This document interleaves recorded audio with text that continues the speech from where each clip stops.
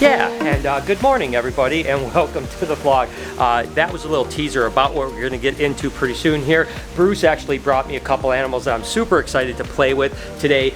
It's just, I love these snakes. They're absolutely incredible, and I can't wait to share them with you. In the meantime, let's just buckle up and have a really good time together. We're gonna be very, very safe, because in these times, you don't wanna take any risks, right? You never wanna take risks, but especially not in these times. So don't worry, we're gonna be really safe. Bruce and I are gonna show you a couple animals that are gonna be absolutely incredible, and maybe a little bit of a glimpse into a future expansion of the REPTILE. I'm not 100% sure. Regardless, let's go ahead and just push our problem aside, buckle up. It's going to be an amazing start to the vlog. We're going to need some eye protection on these guys. So Bruce, what did you bring me? Let's take a look and see what we got going on. There she is. Oh, she's a little monkey. So this is a Naja nigrocollis, Brian, the black deck spitting cobra. One of the things that I thought was super interesting about them is that they're cytotoxic, but they're also known to see a little bit of neurotoxin there.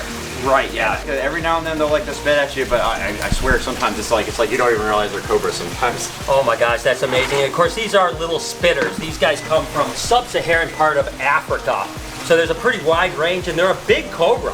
Obviously, spitting cobras have this ability to actually aim, and they actually can be relatively accurate, up to sometimes over 20 feet, believe it or not. So you definitely want eye protection when you're handling these little monkeys. But this girl looks like she's really, really docile as far as like not really going up. She's not going to spit too much. But again, this is what, about a year old, you think? Yeah, she's 2019. These guys are going to get big, you know, 7-foot footers. Absolutely nothing to mess around with. Now they're not extremely venomous, and what I mean by that is that the mortality rate is pretty low. I mean, even without treatment, you're only looking at about a 10% mortality rate. But hey, we don't want to get bit by these guys, that is for sure. But that is one absolutely incredible animal.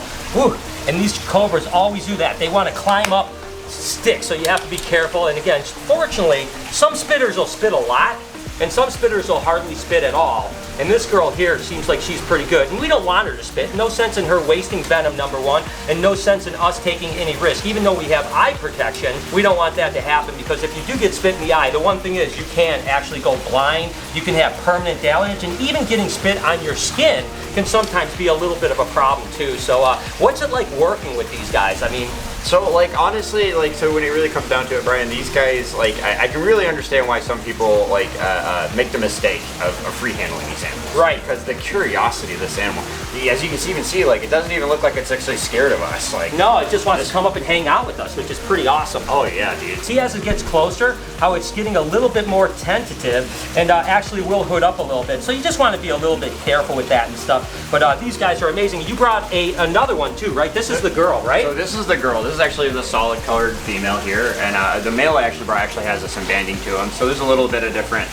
look to him. And I'll be totally honest with you, I've never had what I even have thought has been a close encounter with these guys. I've always been very, very cautious. I always say, don't fear them, but you better respect them. When you start cowboying up and you don't respect the fact that these guys could hurt you, that's when you typically get bit. It's easy, like Bruce said, to get into this kind of sense of calm where you go, oh, this is almost like a corn snake. I don't have to worry at all. But the truth is, we don't want anything to happen. So let's go ahead and put this monkey away, and let's see what the boy looks like. Oh, he is pretty. Oh my gosh, that is a gorgeous snake right there. But you can see the difference in the pattern of this one. That is beautiful. And then you see that little bar on his neck? That is where it gets its name right there. Oh my gosh, that is a gorgeous animal right there. And he looks like a spectacle cobra, doesn't he? Yeah, it kind of does look like a little speck. Man, that thing is gorgeous. And again, these guys are they pretty good about rodent feeding? Or? Honestly, they have to crush it, dude. Really? Crush it. Oh, these guys are all on like fuzzy mice. Okay. Just generally. Frozen though? Yeah, everyone, but both of them frozen. Yeah, no live feedings or anything like that. The only animal actually in my house that I feed live is that African bush viper I have. Really? Yeah. Okay. Cobras are just like, I think they're next level when it comes to a lapage, when it comes to the intelligence, you know what I mean? They're really thinking things through. They're just so absolutely, I mean, you can see that tongue response. Just everything about these guys is just so absolutely amazing. It's a calculating animal for sure. It totally is, and they're so visual too. You know, that's the one thing. Not all snakes use their eyes like cobras do. Their cobras are always very, very visual, and oftentimes that's, again, with the spitter, they're going to target your eyes, right? So when they come around on you and they spit at you, they want to try to hit your eyes, because again, if you're a predator, they want to incapacitate your eyes. So that just gives you an idea of their targeting. And like I said, some spitters, including this species here, has been known to be able to just literally pinpoint into an eye from 7, 8, 9, even up to 20 feet away. I mean, how cool is that? Now he's getting a little bit more fired up. And that's the thing about elapids, is they can typically be pretty quick. The thing that's nice about cobras like this, when they're really chill, you can see he's got no threat display whatsoever. He's not hooding up. He's just completely comfortable. Right now, he's really in intelligence mode, right? He's just, you know, smelling the new smells around the shop. He's just loving these guys. And again, I keep saying that I don't know if I'll ever be able to do it, but man, opening up an area, especially, you know, Bruce has got a lot of experience with venomous snakes. We had a venomous area here at the Reptarium. Could you imagine how cool it would be to have cobras and king cobras and gaboon vipers and rhinos and maybe mambas? And of course, it's a little bit dangerous because let's face it, you're never going to get bit by a venomous snake if you never go around a venomous snake, right? So the more you go around them, the more the chances are that you're going to potentially one day make that mistake. But if you do things right, there's no reason you can't have an entire lifetime around these venomous snakes and never have an accident. Bruce, tell me, what's your favorite species of cobra? I mean, is there something you're working with that you love more? Are these guys high on the list? So I'm not actually working with the one that's my favorite species, but I love the classic Naja Naja, the Indian cobras, dude. They're amazing. Man, those things just make my jaw drop. I look at them all the time. When you really, as a kid, that's the cobra you think of. Oh yeah, with the flute. Yeah, that's the cobra you think of, you know. And of course, you know, those Indian flute guys, everyone thinks that they're actually like kind of mesmerizing the cobra with their flute. But the truth is, yep, it's just like Bruce is doing there. It's about the movement. Again, they're very visual animals, so these guys key on movements. So if they have a cobra that's going to hood up, if you can just keep movement, it's going to keep going towards that movement. That flute is going back and forth. That animal is just focusing on the flute. It doesn't hear the noise. It's not about mesmerizing it with music, but it's still a pretty cool thing for sure. Maybe one day we'll get a Naja Naja and we'll do a little basket here, a little Reptarium show. How's that sound? You know, honestly, that might be happening a little sooner than you think, but we'll see about that for sure. Oh my gosh, I love it. That's awesome. Well, that's cool. Well, Bruce, thanks so much for bringing these guys. I absolutely love them. Let me know down in the comments if you guys want Bruce to bring some more of his amazing venomous collection here and showing it off. And let me know if one day you think that we should have venomous snakes here at the Reptarium. I know I love them to death, and it's a great way to start the day.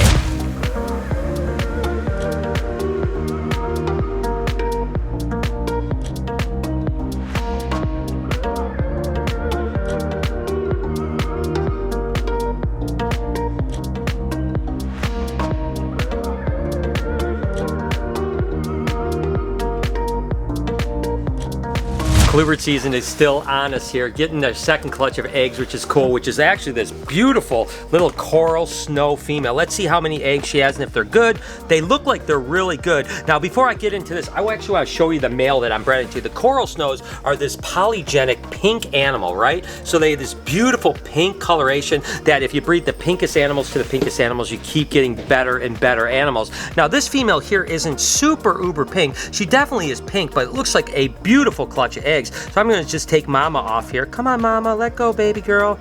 There you go. Oh, look at that. Just get her over here. We'll get her all cleaned up and all of that type of stuff. And like I mentioned last year, we always take the water out a day or two before they're due to lay, because colubrids have a tendency of sometimes laying in the actual water themselves, and we don't want the eggs to go in the water because the eggs will drown. So I'm going to just slide her in. We'll come back, we'll clean her up, get water in with her and stuff like that. And we'll take a look and just see how many eggs we have here. We'll set up an egg box here. Here we go. All right, what do we got? Gosh, it looks like a beautiful clutch of eggs too. Let's just go ahead and pull these guys right like this, and they're all stuck together, which is always good. That means we don't have to candle them. 100% fertile. 2, 4, 6, 8, 10, 12, 14, 15 eggs. 15 eggs, that's absolutely incredible. And again, because it's a snow corn to snow corn, all of these are going to be snow, and they're both from that pink coral line. The male obviously is gorgeous, unbelievable pink, and then of course the female's not as good. So the babies should be pretty darn good right now. We should have all snow corns. Most of them are going to be really bright pink, going to be absolutely amazing once they hatch out. It's going to be incredible. So only one clutch of colubrids today, but again, that's going to be heating up pretty soon too.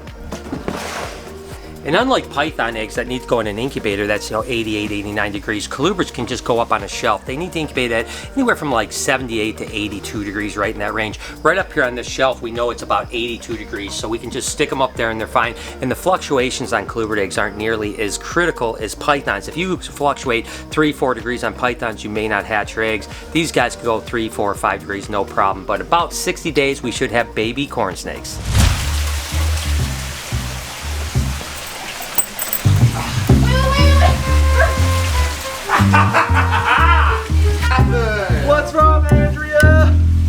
What's up?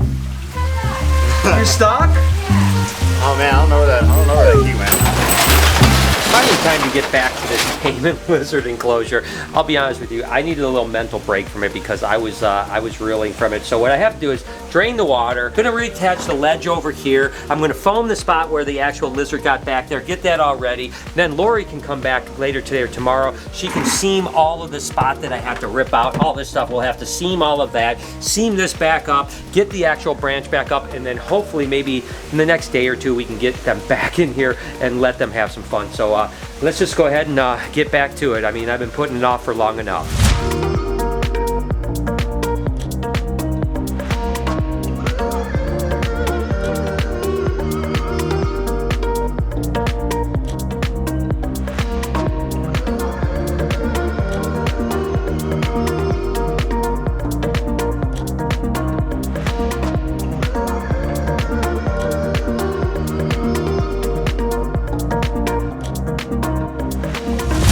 So first thing I'm going to do is actually use the expandable foam and kind of make a ridge all the way around here so that it seals back up. Then I'm going to actually use M1 sealant to kind of put in the middle just to kind of adhere this really good to this corner. I'm going to actually tuck it back up so that Lori has as least amount of work as possible. Hopefully that'll go in. Then the last thing I have to do is just foam this spot right here, secure everything up and let it dry. Lori comes back and seams all of the cuts I had to do, and we should be good to go.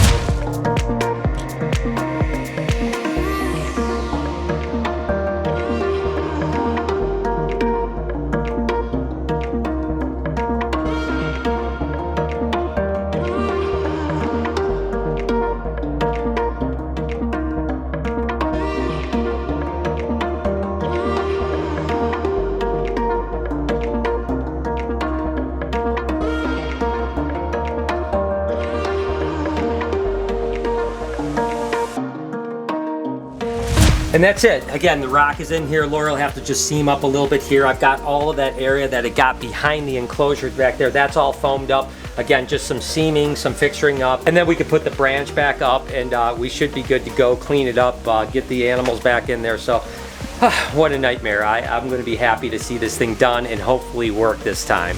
Just wanted to do a quick update on this red-tailed boa. This is a Guyana red-tailed boa, and I mentioned when they were babies that they're beautiful, but when they get bigger, they get that red tail and that just unbelievable coloring. I tell you what, these guys are getting big. They're doing so well. I've got some Surinams, some Peruvians, and of course these Guianas. I mean, true red-tailed boas are ridiculous. Remember the T-negative albino blood python that someone brought in that's actually named Champ? This thing is ridiculous. It's definitely going to go over to the reptarium, but I just have to show it off because it's looking so amazing. I love blood pythons, and the T-negatives are by far my favorite for sure. I mean, that thing is just such a ripper. So when we open up at the reptarium again, Champ will be over there for sure. In case you guys didn't know, I have a podcast called Checking In. We're still doing it every Wednesday. Friday, Noah and Eric do it, and then I'm about to start up a Saturday podcast as well. That would be me and just one guest. We'll see how that goes. I don't know how it is. Regardless, we have a podcast tonight. It's going to be absolutely incredible. So I'm going to go ahead, get ready, gear up, and go have some fun on the podcast Checking In. Chirping as Lee got out, and I went on his bench and beat him up. Yes. I literally went onto his bench, and he's like, "What are you going to do about it?" I jumped over the thing, and I and that did happen. That did happen. Dude. That was the only time I've ever instigated I a told him fight. he needs to play hockey. Let me tell you my fighting story. This is You were go. Tell you what, for some reason, those cobras just made this day incredible. If you guys like that, here's an entire playlist of me playing with a bunch of venomous stuff. Up here, you can actually listen to that podcast I was telling you guys about. Over here, subscribe to the vlog channel. I appreciate you guys so much. Have an absolutely wonderful day. Remember to be kind to someone, and I promise I'll see you guys tomorrow.